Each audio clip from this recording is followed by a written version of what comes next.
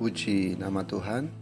Hari ini kita akan kembali merenungkan kebenaran firman Tuhan yang saya mau beri tema hidup yang memberi dampak. Kita akan membaca firman Tuhan dalam Kejadian 39 ayat yang kedua sampai ayat yang ketiga. Tetapi Tuhan menyertai Yusuf sehingga ia menjadi seorang yang selalu berhasil dalam pekerjaannya. Maka tinggallah ia di rumah tuannya, orang Mesir itu.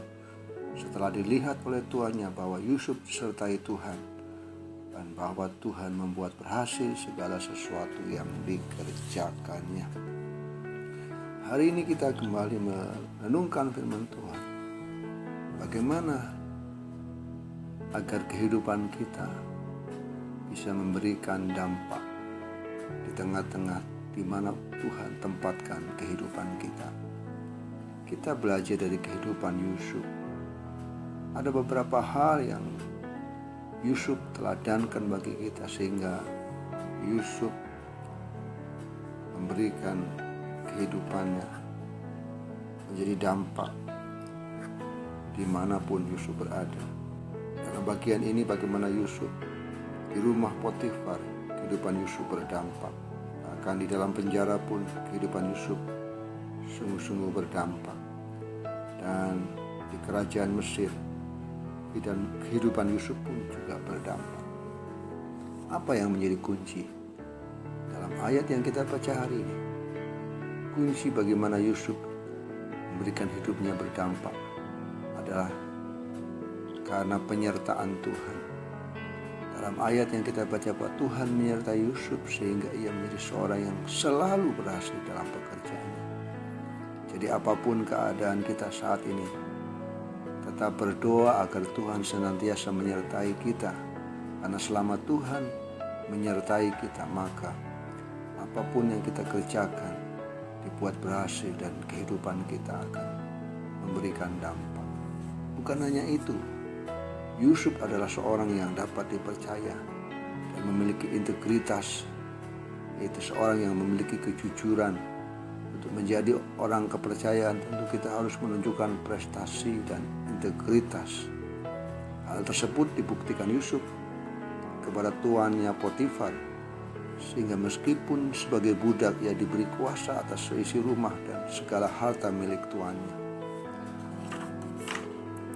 Dalam ayat yang kita baca Kejadian 39 ayat 9, bahkan di rumah ini tidak ada yang lebih besar kuasanya daripadaku, dan tidak ada yang diserahkan kepadaku selain daripada engkau, sebab engkau istrinya. Bagaimana mungkin aku melakukan kejahatan yang besar ini dan berbuat dosa terhadap Allah?